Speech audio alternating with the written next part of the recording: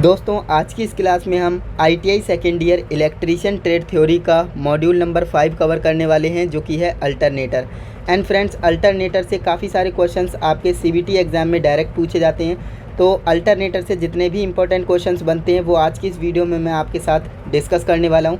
तो आप इस वीडियो को शुरू से एंड तक कंप्लीट ज़रूर देखिए, क्योंकि इस वीडियो में मैंने सभी क्वेश्चंस को बेस्ट एक्सप्लेनेशन किया है। तो चलिए दोस्तों, आज की शानदार वीडियो शुरू करते हैं। बट उससे पहले आपको बता दूं, इसी तरह से मैंने सभी मॉड्यूल्स को कवर कर दिया है। अगर आपने पिछली मॉड्यूल्स को नहीं देखा है, मॉड्यूल 1, 2, 3, 4, तो आप कहां पर देख पाएंगे? आपको लिंक डिस्क्रिप्शन बॉक्स में दे दिया है, वहां से जाकर आप प्लेलिस्ट को देख सकते हो। तो चलिए दोस्तों, आज की ये शानदार वीडियो शुरू करते हैं। तो दोस्तों, आज की इस क्लास का हमारा फर्स्ट क्वेश्चन रहने वाला है, जो कि हमसे कह रहा है, एक आदर्श अल्टरनेटर में EMF फेज की गणना करने के लिए किस सूत्र का प्रयोग किया जाता है? तो ये मैंने आपको लास्ट क्लास में ही बता दिया था कि हम जो है जो फेज की गणना करते हैं तो उसका एक फॉर्मूला होता है E बराबर 4.445 FT, है ना, 4.445 FT। ये आपका राइट आंसर होता है। तो ऑप्शन नंबर डी में दिख रहा है, तो ऑप्शन नंबर डी यहाँ पर राइट आंसर हो जाएगा। क्लियर है? ये फॉर्मूला था, तो इसे तो आपको याद करना ही करना है। इसके बाद नेक्स्ट आपका क्वेश्चन नंबर 2 है, अल्टरनेटर में प्रेरित EMF की दिशा खोजने के लिए यानी ज्ञात करने के लिए हम किस नियम का यूज़ करते हैं? तो देखिए, अल्टरनेटर, सबसे पहले आपका ये डाउट क्लियर कर देते हैं। ये अल्टरनेटर जो है ना, अल्टरनेटर, इसी का दूसरा नाम क्या है? AC generator. जी हाँ दोस्तों, आपके मन में ये डाउट आया होगा कि हमने DC जनरेटर पढ़ा था, है ना, DC जनरेटर पढ़ा था, तो क्या AC जनरेटर भी होता है? तो बिल्कुल होता है AC जनरेटर, जिसे हम क्या कहते हैं? अल्टरनेटर कहते हैं। क्लियर है? तो यहाँ पर अल्टरनेटर बोल रहा है ना, इसने साफ साफ यहीं पर बता दिया अल्टरनेटर। तो अल्टरनेटर का मतलब आप समझ जाइए, AC जनरेटर है। और जनरेटर में मैंने आपको बताया था फ्लेमिंग का कौन सा राइट हैंड रूल लगता है ना। मैंने आपको बताया था कि एक ट्रिक बताई थी कि जनरेटर को आप स्टार्ट करते हैं किस हैंड से करते हैं? राइट हैंड से स्टार्ट करते हैं ना, लेफ्ट हैंड से तो कर नहीं पाएंगे, तो इसलिए राइट हैंड रूल लगता है। ओके, फ्लेमिंग का दाहिने हाथ का नियम, बिल्कुल सही। ऑप्शन नंबर डी हमारा करेक्ट आंसर हो जाएगा। तो ये आप डाउट क्लियर कर लीजिएगा कि अल्टरनेटर को ही AC जनरेटर कहते हैं। क्लियर है? नेक्स्ट आपका क्वेश्चन नंबर 3 है, जो कि कह रहा है अल्टरनेटर के भाग का नाम बताइए। ये आपका अल्टरनेटर का एक पार्ट है और इसका नाम आपको बताना है। CBT एग्जाम में आपको इसी तरह से क्या मिलेगा? फोटो मिलेगा, और इस फोटो को देखकर आपको बताना है कि ये है क्या, है ना। क्या ये स्टार्टर है? स्टेटर तो बिल्कुल भी नहीं है, उत्तेजक तो बिल्कुल भी नहीं, क्योंकि स्टेटर क्या होता है? वो रुका हुआ पार्ट होता है, लेकिन ये रोटर की तरह लग रहा है ना। तो रोटर तो यहाँ पर देखिए, रोटर इसमें भी है, रोटर इसमें भी है। अब मेन लड़ाई इसकी है कि ये सैलिएंट पोल रोटर है या फिर स्मूथ सिलेंड्रिकल रोटर है। तो देखिए, सिलेंड्रिकल की बात करें तो यहाँ पर बेलनाकार हो जाता है, और ये आपको बेलनाकार तो दिख नहीं रहा होगा, है ना। बेलनाकार का मतलब क्या होता है? इस तरह से जो आपका सिलेंडर होता है ना, घर में सिलेंडर आता है LPG का, है ना, तो वो क्या होता है? वो आपका इस तरह से होता है, लंबा लंबा, है ना। लेकिन ये लंबा नहीं है, तो इसे हम क्या करेंगे? ये ऑप्शन तो होगा नहीं, है ना। तो आपका राइट आंसर हो जाएगा ऑप्शन नंबर सी, जो कि क्या है? सैलिएंट पोल रोटर, है ना, जिसे हम क्या कहते हैं? मुख्य ध्रुव रोटर। क्लियर है? तो ऑप्शन नंबर सी इसका राइट आंसर हो जाएगा। देखिए, जितना भी पॉसिबल होगा ना, मैं अच्छे से अच्छे एक्सप्लेन आपको करूंगा, जिससे कि आप क्वेश्चंस को अपने दिमाग में फिक्स कर पाएँ। ओके, देखिए नेक्स्ट आपका क्वेश्चन आ चुका है, क्वेश्चन नंबर 4, अल्टरनेटर के EMF समीकरण की गणना करने का सूत्र क्या है? देखिए, यहाँ पर बोल रहा है अल्टरनेटर यानी AC जनरेटर में हम EMF समीकरण हम ज्ञात करते हैं, तो उसका फॉर्मूला क्या है ना, उसका फॉर्मूला क्या है? तो यहाँ पर आप देखेंगे 4.44 होता है, लेकिन ये तो होते नहीं है ना। इतना तो हमें पता है कि 4.44 होता है ना। अब यहाँ पर बात देखिए, KD KC सभी में है, KD KC, है ना, तो ये भी ठीक है। अब यहाँ पर आप देखेंगे, हमें 2 ऑप्शन में यहाँ पर लड़ाई करनी है, A और C में। तो A और C में से कौन जीतेगा? C वाला जीतेगा। क्यों? क्योंकि यहाँ पर आप देखिए, मैंने आपको एक फॉर्मूला बताया था, E बराबर 4.44 FT, है ना। क्या होता है? 5 FT होता है। 5 इसमें भी है, 5 इसमें भी है। देखिए, यहाँ पर FT है और यहाँ पर सिर्फ T है, तो इसलिए ये वाला नहीं होगा, क्योंकि मैंने आपको बताया था ना, सिर्फ T नहीं 5 FT होता है। क्या होता है? 5 FT होता है। तो ऑप्शन नंबर सी यहाँ पर करेक्ट आंसर हो जाएगा। देखिए, समझ में आपको आ गया होगा, नहीं आया तो एक बार दोबारा समझाता हूँ। देखिए, 4.44 वाले हमारे राइट आंसर हो सकते हैं, इन दोनों में से कोई। ये तो होगा नहीं और ये भी नहीं होगा। अब यहाँ पर देखिए, यहाँ पर सिर्फ T था, यहाँ पर FT था, तो इसलिए option number C right answer हो जाएगा, क्योंकि 5 FT होता है। Okay, option number C is the correct answer. चलिए नेक्स्ट आपका क्वेश्चन नंबर 5 है, अल्टरनेटर को बैक रेटेड किया जाता है ना, सॉरी, अल्टरनेटर को कैसे रेटेड किया जाता है। रेटेड का मतलब ये है, जैसे मान लीजिए आप मार्केट जाते हैं तो मार्केट से अगर आपको आलू ख़रीद कर लाना है तो आलू किस में ख़रीद कर लाएंगे, किलोग्राम में, है ना।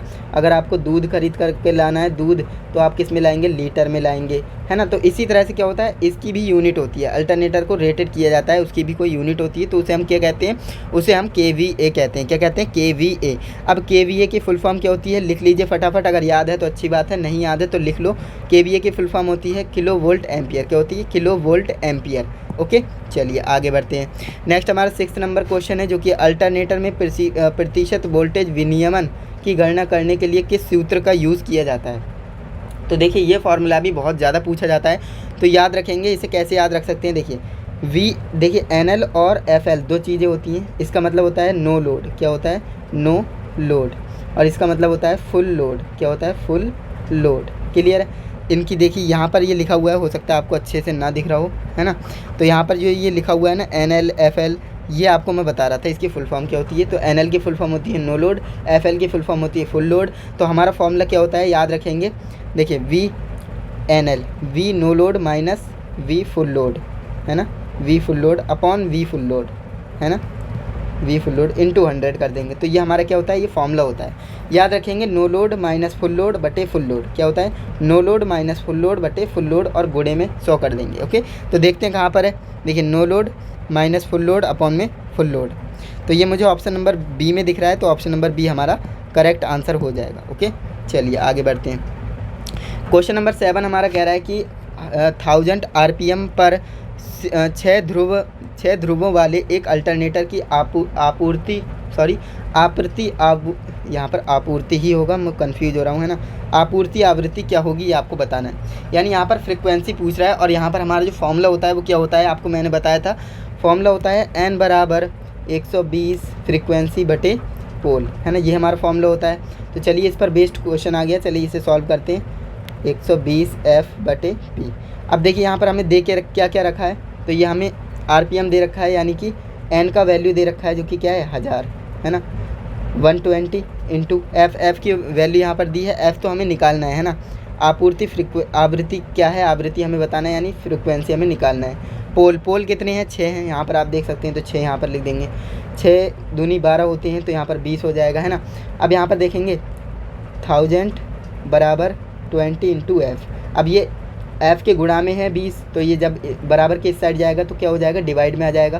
तो 1000 अपॉन 20 बराबर F, है ना। तो 0 से 0 कट जाएगा, और 2 5 10 यानी 50 यहाँ पर राइट आंसर आ चुका है। तो ऑप्शन नंबर C हमारा करेक्ट आंसर हो जाएगा। इस तरह से आप सॉल्व कर सकते हैं, ज़्यादा डिफिकल्ट नहीं है, बस आपको फॉर्मूला पता होना चाहिए, जो कि यहाँ पर हमारा फॉर्मूला कुछ इस तरह से होता है। क्लियर है। चलिए आगे बढ़ते हैं नेक्स्ट क्वेश्चन की ओर। तो देखिए हमारा नेक्स्ट क्वेश्चन क्या है, क्वेश्चन नंबर 8। 50 हर्ट्ज की आवृत्ति पर 2 ध्रुवों वाले एक अल्टरनेटर की गति की गणना करनी है, यानी यहाँ पर हमें क्या निकालना है, RPM निकालना है। क्या निकालना है, RPM। इसका फॉर्मूला क्या है, फॉर्मूला हमारा वही वाला है जो हमने आपको अभी बताया था, N बराबर 120 फ्रिक्वेंसी अपॉन पोल, है ना। अब यहाँ पर इसे हम सॉल्व कर सकते हैं। देखिए N की वैल्यू हमें निकालनी ही है ना।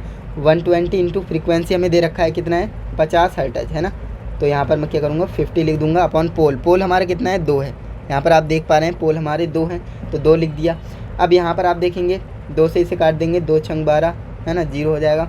अब देखिए यहाँ पर इसकी मल्टीप्लाई कर देंगे, N बराबर 60 इंटू 50। अब इसकी मल्टीप्लाई करेंगे तो N का वैल्यू आ जाएगा 6 पंजे 30 यानी 3000, है ना। तो 3000 RPM ऑप्शन नंबर C में मुझे मिल रहा है। ऑप्शन नंबर C हमारा करेक्ट आंसर है। तो इस तरह से आप इसे सॉल्व कर सकते हो, ज़्यादा टफ नहीं है, बस आप थोड़ा सा फॉर्मूला याद रखेंगे तो आप इसे आसानी से सॉल्व कर लेंगे। नेक्स्ट हमारा क्वेश्चन है, 2 अल्टरनेटरों के समांतर संचालन में डार्क लैंप विधि में लैंप की स्थिति बुझ जाती है ना। तो ऐसा कब होता है, देखिए 2 अल्टरनेटर हमारे पास हैं के समांतर संचालन में डार्क लैंप विधि में क्या हो रहा है, डार्क लैंप क्या हो रही है, बुझ जा रही है। तो ऐसा तभी होता है जब वोल्टेज बराबर हो जाए फ्रिक्वेंसी के, है ना। क्या हो जाए, वोल्टेज बराबर हो जाए फ्रिक्वेंसी के, तभी ये कंडीशन होती है। तो वोल्टेज आवृत्ति के बराबर हो जाए तभी ये होता है ना। ऑप्शन नंबर B हमारा करेक्ट आंसर हो जाएगा। नेक्स्ट हमारा क्वेश्चन नंबर 10 है, जो कि हमसे कह रहा है अल्टरनेटर में आर्मेचर प्रतिक्रिया के कारण डीमैग्नेटाइजिंग प्रभाव की भरपाई कैसे करेंगे। देखिए होता क्या है ना, जो आपका अल्टरनेटर होता है या एसी जनरेटर होता है उसमें कभी कभी डीमैग्नेटाइज हो जाता है। तो डीमैग्नेटाइज की जो प्रभाव है उसे आप कैसे कम कर सकते हो, तो उसे हम क्या कर सकते हैं, जो फील्ड में आपकी जो कॉइल होती है ना, फील्ड जो आपका फील्ड करंट होता है उसे आपको क्या करना है, वृद्धि करनी है, फील्ड उत्तेजना धारा की वृद्धि, ऑप्शन नंबर सी, है ना। अब देखिए फील्ड उत्तेजना की धारा को कम करेंगे जबकि उसमें डीमैग्नेटाइजेशन को कम करना है हमें, है ना, तो ये तो नहीं होगा, तो ऑप्शन नंबर सी ही हमारा करेक्ट आंसर हो जाएगा। नेक्स्ट हमारा क्वेश्चन नंबर 11 है, सिंक्रोस्कोप का क्या उद्देश्य है। जो सिंक्रोस्कोप होता है उसका क्या उपयोग होता है, आउटपुट वोल्टेज को समायोजित करना या फिर फेज अनुक्रम को समायोजित करना, ये तो नहीं होगा, आपूर्ति आवृत्ति समायोजित करना या फिर धारा समानता के लिए सही तुरंत संकेत, बिल्कुल सही, ऑप्शन नंबर डी के साथ जाएंगे। देखिए अगर ऑप्शन नंबर डी नहीं होता ना तो मैं ऑप्शन नंबर सी लगा सकता था, लेकिन अभी सी नहीं लगा सकते क्योंकि option number D is very correct answer, जो कि है धारा समानता के लिए सही संकेत तुरंत देता है, है ना, तो option number D is the correct answer. Next आपका क्वेश्चन नंबर 12 है, जो कि हमसे कह रहा है अल्टरनेटर के रोटर को डीसी प्रदान करने वाले उपकरण का नाम बताना है। जो अल्टरनेटर होता है ना, एसी जनरेटर आपका जो होता है ना, इसको डीसी प्रदान करने वाला कौन सा उपकरण है, क्या उत्तेजक है, क्या इन्वर्टर है, क्या कन्वर्टर है, क्या सिंक्रोनाइज़र है। तो इसका राइट आंसर क्या हो जाएगा, बिल्कुल सही, उसे हम क्या कहते हैं, एक्साइटर कहते हैं। क्या कहते हैं, एक्साइटर, यानी अल्टरनेटर को डीसी प्रदान करने का जो प्रक्रिया होती है उसे हम एक्साइटेशन कहते हैं, और जो प्रदान करता है उसे हम एक्साइटर कहते हैं। तो ऑप्शन नंबर ए हमारा राइट आंसर हो जाएगा। नेक्स्ट हमारा 13 नंबर क्वेश्चन है, अल्टरनेटर में डैम्पर वाइंडिंग का क्या उद्देश्य है। डैम्पर वाइंडिंग क्या होती है, तो देखिए डैम्पर वाइंडिंग का मतलब होता है कि उसकी जो गति होगी ना वो क्या होगी, रुक रुक कर चलेगा, है ना।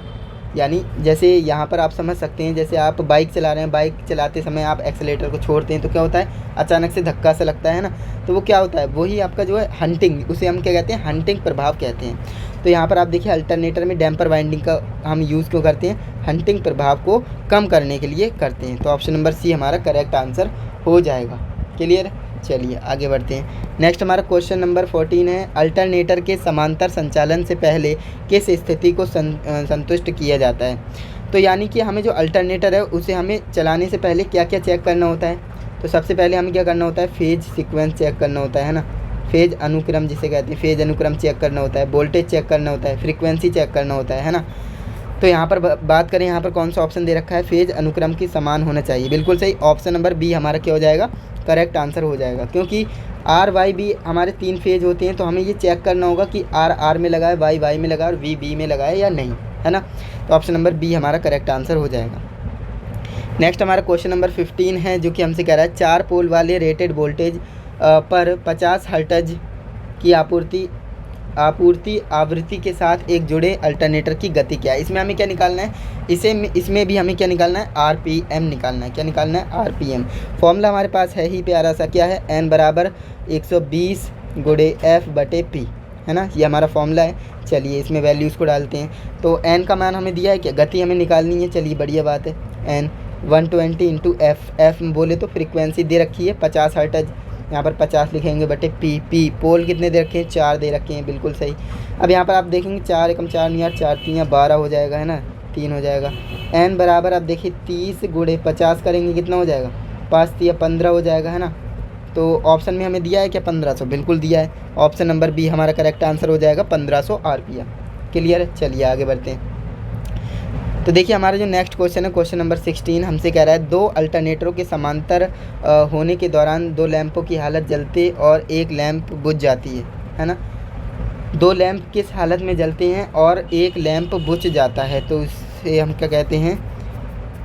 तो ये मैंने आपको बताया था ना, फ्रीक्वेंसी वोल्टेज के बराबर हो जाएगी तभी ये कंडीशन होती है, तो ऑप्शन नंबर बी के ही साथ जाएंगे, है ना।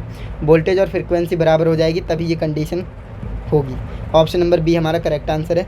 नेक्स्ट हमारा क्वेश्चन नंबर 17 है, जो कि हमसे कह रहा है यदि भार बढ़ता है तो अल्टरनेटर पर टर्मिनल वोल्टेज कम हो जाता है, इसका कारण क्या है। तो देखिए नॉर्मल सी बात है, जनरेटर पे आप अगर वोल्टेज भार बढ़ाएंगे तो क्या होगा, वोल्टेज कम हो जाएगा, है ना, वोल्टेज कम हो जाता है अगर लोड बढ़ाएंगे तो ऐसा क्यों होता है, आर्मेचर प्रतिरोध के कारण। किसके कारण, आर्मेचर। अब देखिए काफ़ी स्टूडेंट्स आर्मेचर रिएक्शन लगा देते हैं, तो ये गलत हो जाएगा, आर्मेचर प्रतिरोध इसका राइट आंसर हो जाएगा, ऑप्शन नंबर डी। क्लियर है, चलिए आगे बढ़ते हैं। नेक्स्ट आपका क्वेश्चन नंबर 18 है, एसी जनरेटर में डैम्पर वाइंडिंग का उद्देश्य क्या होता है। तो इसी जनरेटर में हम डैम्पर वाइंडिंग क्यों करते हैं, तो इसका हम जो है हंटिंग को रोकता है, हंटिंग के प्रभाव को रोकता है। देखिए हंटिंग को रोकता है सिर्फ है यहाँ पर, और यहाँ पर हंटिंग के प्रभाव को रोकता है। तो ये ज़्यादा अच्छा आंसर हो जाएगा, ऑप्शन नंबर डी हमारा राइट आंसर हो जाएगा। सॉरी, यहाँ पर हंटिंग नहीं था, हीटिंग था, है ना। तो आपको ऑप्शन ध्यान से देखने होते हैं, क्योंकि क्या होता है ना, आप जल्दबाजी में गलत कर देते हैं। अब मैंने यहाँ पर जो है जल्दबाजी में देखा तो मुझे हीटिंग भी हंटिंग लगा, है ना। तो इसलिए मैं आपको बोल रहा हूँ ध्यान से ऑप्शंस को देखा करें। तो ऑप्शन नंबर डी हमारा करेक्ट आंसर हो जाएगा। नेक्स्ट हमारा क्वेश्चन नंबर 19 है, अल्टरनेटर का प्रकार क्या है। यह आपके पास एक अल्टरनेटर है, इसका देखिए यहाँ पर नाम तो आपको अच्छे से दिख नहीं रहे हैं, लेकिन जो आपके CVT एग्ज़ाम में आएगा ना, वो आपका बिल्कुल क्रिस्टल क्लियर आपको डायग्राम देंगे, है ना। तो यहाँ पर अब ये आपका राइट आंसर क्या हो जाएगा, ऑप्शन नंबर ए, ब्रश रहित अल्टरनेटर। क्यों, क्योंकि इसमें सारी चीज़ें हैं, फील्ड वाइंडिंग भी है, आर्मेचर भी है, एक्साइटर भी है ना। तो यहाँ पर काफ़ी सारी चीज़ें, लेकिन ब्रश नहीं है, तो इसलिए ब्रश रहित। रहित का मतलब क्या होता है, देखिए रहित और सहित दो चीज़ें होती हैं, रहित और सहित। सहित का मतलब होता है साथ के साथ, यानी सहित मतलब एक सहित दो, यानी एक के साथ दो, और एक रहित दो मतलब एक के बिना दो। तो ये आप रहित का मतलब समझ गए, जो नहीं होता है। जैसे ब्रश रहित है तो ब्रश नहीं है, ऑप्शन नंबर ए आपका राइट आंसर हो जाएगा। नेक्स्ट और लास्ट क्वेश्चन आपकी इस वीडियो का, जो कि है अभी और क्वेश्चन है, लगभग 25 क्वेश्चन है ना, जो कि हमसे कह रहा है कि 2 पोल 50 हर्ट्ज अल्टरनेटर के RPS की गणना करें। तो देखिए यहाँ पर हमें ये वही क्वेश्चंस आ गया है, लेकिन यहाँ पर एक लॉजिक है। लॉजिक क्या है, चलिए समझते हैं। तो हमारे पास फॉर्मूला क्या था, N बराबर 120 F/P, यानी जो हमारे पास फॉर्मूला था। तो चलिए इसी फॉर्मूले में वैल्यूज़ को डालते हैं, आंसर लगाते हैं। देखिए हमें निकालना क्या है, गति की गणना, N निकालना है, बढ़िया बात है। 120 इंटू F हमें दे रखा है 50 हर्ट्ज फ्रीक्वेंसी दे रखी है। पोल हमें दे रखा है 2, है ना, 2 लिख देंगे। 2 छंग 12 60 हो जाएगा, है ना। 60 इंटू 50 करेंगे, कितना आ जाएगा, 3000, है ना। अब स्टूडेंट्स यहीं पर गलती कर देते हैं, वो करते क्या हैं, 3000 आंसर लगा देते हैं, जो कि गलत हो जाएगा। क्यों गलत हो जाएगा, क्योंकि आपने ध्यान से देखा ही नहीं, यहाँ पर RPM लिखा हुआ नहीं है, बल्कि RPS लिखा हुआ है ना। RPM नहीं लिखा है, बल्कि RPS लिखा है। तो RPS में आपको वैल्यू निकालनी है। देखिए RPM और RPS की फुल फॉर्म तो आपको पता ही होगी, रोटेशन पर मिनट, है ना, या राउंड पर मिनट, और यहाँ पर राउंड पर सेकेंड। ओके, यहाँ पर सेकंड की बात हो रही है, तो सेकंड में बदलने के लिए हम 60 से डिवाइड करना होगा, 0 से 0 कट जाएगा, और 3 5 15 3 6 18, तो इसे काट देंगे, कितनी बार में कटेगा, 6 पंजे कितना होता है, 30 होता है। तो यहाँ पर कितना आ गया, 50 आ गया, है ना। तो 50 RPS। तो इस बात को आपको ध्यान रखना है, क्योंकि यहाँ पर स्टूडेंट्स क्या करते हैं, जल्दबाजी में गलत कर देते हैं। आता हुआ क्वेश्चंस भी आप गलत कर सकते हो अगर आप ध्यान से नहीं देखोगे तो इसका राइट आंसर डी नहीं बल्कि ए होगा। Okay, option number A is the correct answer.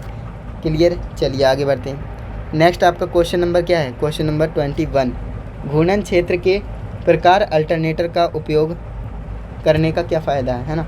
घूर्णन क्षेत्र प्रकार यानी जो आपका रोटेशन फील्ड टाइप अल्टरनेटर होता है, उसका हम यूज़ क्यों करते हैं, उसका फ़ायदा क्या है ना।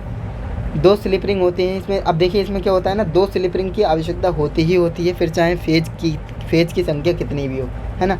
स्लिप रिंग की ज़रूरत पड़ती ही पड़ती है। ओके, तो ऑप्शन नंबर डी हमारा राइट आंसर हो जाएगा। चलिए आगे बढ़ते हैं। नेक्स्ट हमारा क्वेश्चन नंबर 22 है, अल्टरनेटर में फील्ड उत्तेजना धारा को बढ़ाने से क्या प्रभाव पड़ता है। आप फील्ड वाइंडिंग को बढ़ा रहे हैं तो क्या होगा, विचलन को रोकता है।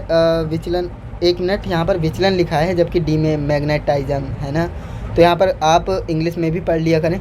तो यहाँ पर क्या कर रहा है, डी मैग्नेटाइजेशन को क्या करता है, रोकता है। बिल्कुल सही, ऑप्शन नंबर ए आपका क्या हो जाएगा, करेक्ट आंसर हो जाएगा। क्लियर है। फील्ड वाइंडिंग हम लगाते ही क्यों हैं, क्योंकि उसमें जो करंट जाएगा तो उसमें फ्लक्स उत्पन्न होगा, तो फ्लक्स उत्पन्न होगा, क्या होगा, मैग्नेटाइजेशन बनी रहेगी, है ना। तो डी मैग्नेटाइजेशन को रोकने के लिए हम जो है किसका यूज़ करते हैं, फील्ड टाइप का यूज़ करते हैं, फील्ड जो एक्साइटेशन का होता है उसका यूज़ करते हैं। ऑप्शन नंबर ए करेक्ट है। नेक्स्ट हमारा क्वेश्चन नंबर 23 है, जो कि हमसे क्या कह रहा है, यहाँ पर आपका राइट आंसर, अब यहाँ पर देखो क्वेश्चन क्या है, अल्टरनेटर में 30 डिग्री कोण, ए नहीं होगा एक्चुअली, यहाँ पर क्या होगा, अल्फ़ा होगा, अल्फ़ा के साथ 36 स्टेटर स्लॉट 4 वाले घुमावदार के लिए पिच फैक्टर की गणना करिए। यहाँ पर हमें क्या करना है, पिच फैक्टर की गणना करना है, पिच फैक्टर। अब देखिए पिच फैक्टर का भी एक आपका एक फॉर्मूला होता है, क्या होता है, cos alpha divide by 2, cos alpha divide by 2। cos alpha की वैल्यू कितनी दे रखी है, तो कॉस अल्फ़ा की वैल्यू हमें 30 डिग्री दे रखी है, कॉस 30 डिग्री है ना, बटे 2। तो यहाँ पर आप करेंगे क्या, कॉस 30 का मान रखेंगे कितना होगा, या फिर आप कैसे कर सकते हैं, इसे काटेंगे तो 15 हो जाएगा। अब यहाँ पर आपको कॉस 15 का वैल्यू रखना है। कॉस 15 की वैल्यू आपको याद रख लेनी है, जो कि क्या होती है 0.965 ये आपका राइट आंसर हो जाएगा, ऑप्शन नंबर बी। अब इसे आपको याद ही रखना पड़ेगा, है ना, इसमें कुछ नहीं किया जा सकता। नेक्स्ट आपका क्वेश्चन नंबर 24 है, अल्टरनेटर में हंटिंग प्रभाव का क्या कारण है, हंटिंग प्रभाव क्यों होता है ना। तो ध्यान रखेंगे, यहाँ पर स्टूडेंट्स क्या करते हैं, गति के उतार चढ़ाव के कारण लगा करके आ जाते हैं, जो कि गलत हो जाएगा। देखिए भार यहाँ पर लोड का तो कोई मैटर है ही नहीं, है ना। अब यहाँ पर देखिए गति वाला भी नहीं होगा आपका, जो है देखिए गति वाला सही हो सकता था अगर लोड वाला नहीं होता तो, है ना। अगर लोड वाला ऑप्शन नहीं होता तो मैं गति वाला लगा देता, लेकिन गति और लोड दोनों है तो आपको लोड वाला सेलेक्ट करना है। ओके, ऑप्शन नंबर डी आपका करेक्ट आंसर हो जाएगा। लोड में क्या होता है, निरंतर उतार चढ़ाव होता है, जिसके कारण हंटिंग इफेक्ट आता है। क्लियर है। नेक्स्ट और लास्ट क्वेश्चन है इस वीडियो का, यदि एक अल्टरनेटर में लोड हटा दिया जाए तो वोल्टेज 480 से 660 तक बढ़ जाता है, वोल्टेज विनियमन प्रतिशत में गणना कीजिए। तो यहाँ पर हमें क्या करना है, वही वाला फॉर्मूला लगाना है जो मैंने आपको बताया था, वी नो लोड, है ना, no load minus full load, no load minus full load बटे फुल लोड इंटू क्या था 100। अब यहाँ पर आपको वैल्यूज़ रखनी है।